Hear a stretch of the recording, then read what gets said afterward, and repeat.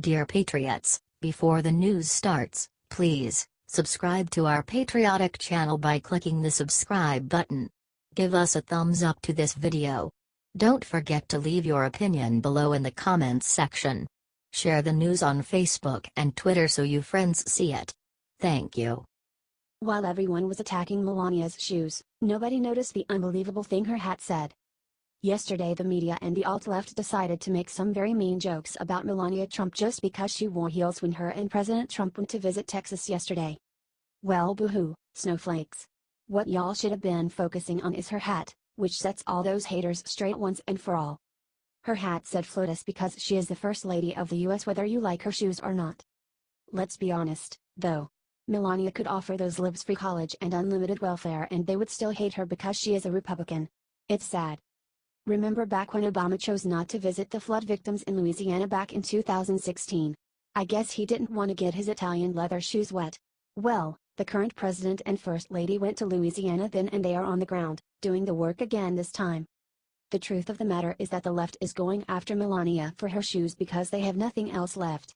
Our president is showing great leadership during this flood, so petty insults are the only ammo these losers have. Come on, y'all. Let's show them all the real Melania and Donald Trump by sharing this everywhere and comment respect the first family.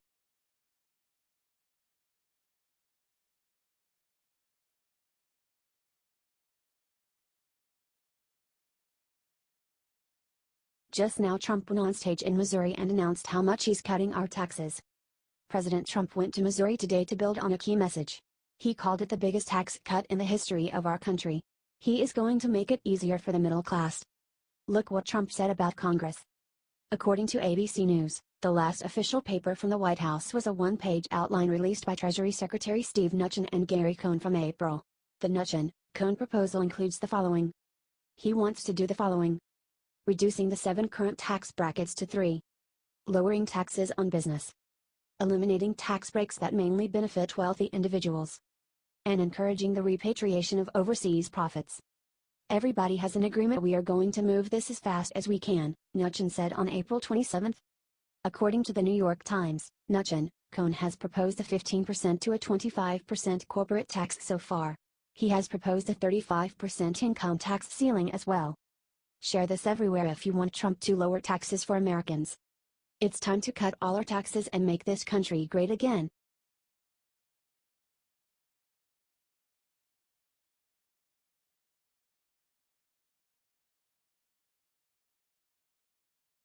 Imran Awan just leaked a massive scandal that Democrats didn't want getting out. Imran Awan was suspected of stealing equipment and sensitive information from Congress. The ex-IT staffer Imran Awan still has access to a House email account. The worst part is that it is connected to a current intelligence staffer. Debbie Wasserman Schultz has some more questions to answer. Nathan Bennett LinkedIn. Let me repeat, Imran Awan has access to an email address tied to a current intelligence staffer. The staffer works for Indiana Democratic Representative Andre Carson. Court documents now show that Awan used the email address 123@mail.house.gov and his standard imran.awan@mail.house.gov, according to the Daily Caller. Authorities didn't know that Awan had a second account linked to his identity. His main email address began rejecting mail after it was shut down. His other 123@mail.house.gov is still accepting mail as of yesterday. According to the Daily Caller, when emailing the above email address it fills in with Nathan Bennett. According to Mr. Bennett's LinkedIn profile, he works on the House Permanent Select Committee on Intelligence. He works on National Security and Foreign Affairs. He works for Carson, a member of the House Intelligence and House Homeland Security Committees. Carson employed Awan in the past. The Awan scandal is the most damaging scandal of all time. That's why the Democrats and the media are so complicit and cover this up. According to Jordan Sekolo of the American Center for Law and Justice, the Awan brothers' case is becoming more damning. Share this if you think that it's time to finish up this case. Let's lock up the traitorous Democrats that have let our country rot from the inside.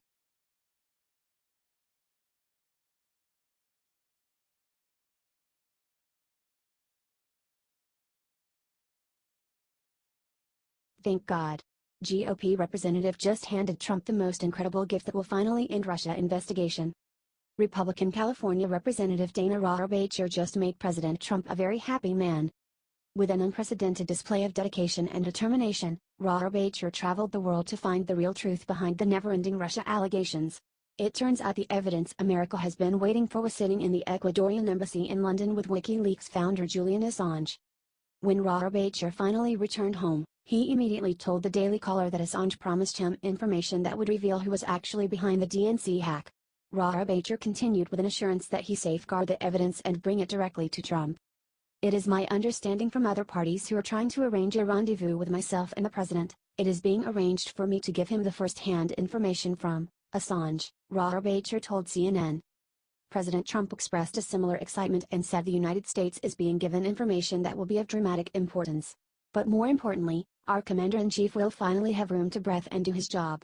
These allegations have been laughable since day one, and President Trump has handled them as such, but it still doesn't help our country move forward and grow if our leaders are constantly defending their word and character.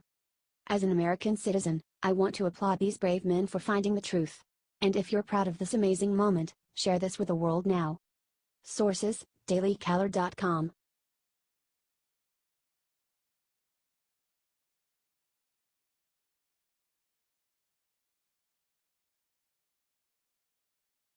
No more nice Trump. Trump just released what Obama and Clinton did to help North Korea. President Trump claimed today that the U.S. has been paying extortion money to North Korea for the past 25 years via the Hill. Obama and Bill Clinton and George W. Bush are all complicit in this massive failure. The U.S. has been talking to North Korea, and paying them extortion money, for 25 years, Trump tweeted. Talking is not the answer. Trump's tweet comes right after the Pentagon confirmed that North Korea fired a missile that flew over Japan's airspace. The missile flew over Japanese airspace. The missile launch was a definite signal to the Trump administration that North Korea will not back down. Trump is not going to back down against North Korea and further warned that threats would be met with fire and fury. North Korea in response threatened to launch a missile into Guam earlier in the month. According to North Korea media, its most recent missile launch over Japan is a prelude to a military strike at Guam. Trump is right. Our previous presidents have been paying extortion money to the North Korean government. This needs to stop. Share this everywhere if you stand with Trump against the bullies in North Korea. We will not back down ever.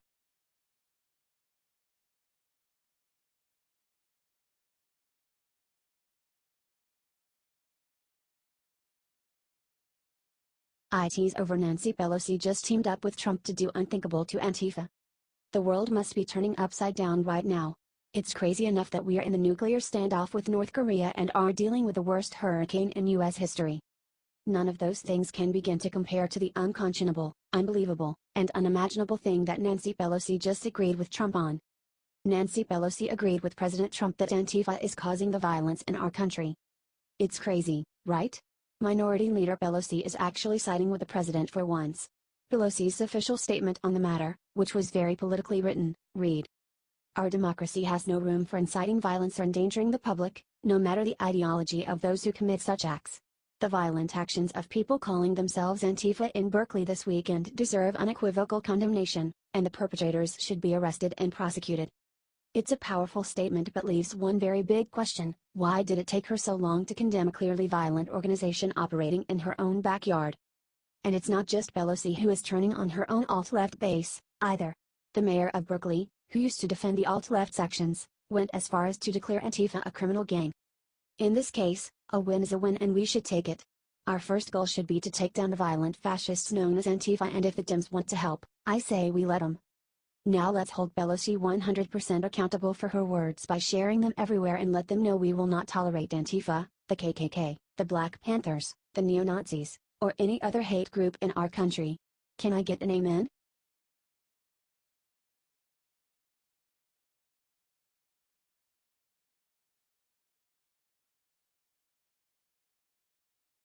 Kill shot after North Korea fired missile, Trump just unleashed America's secret weapon. President Trump knows that the only way to deal with North Korea at this point is to show them we are not gonna be threatened and bullied by them just because they got nukes. Y'all can be. He was right pissed when Kim Jong-un launched his missiles over Japan while threatening our country. That's why Trump just stripped off the kitty gloves and unleashed the most dangerous weapon ever created by man. Trump dropped the most powerful nuke ever made, the B-61-12 gravity bomb, over the desert. An F-15E from Nellis Air Force Base dropped the disarmed nuclear warhead over the Nevada desert as a final test to make sure it is combat ready. The thing that makes this particular nuke so dangerous is that its yield can be adjusted between the equivalent of 50,000 tons and 300 tons of TNT, and it can strike with surgical precision.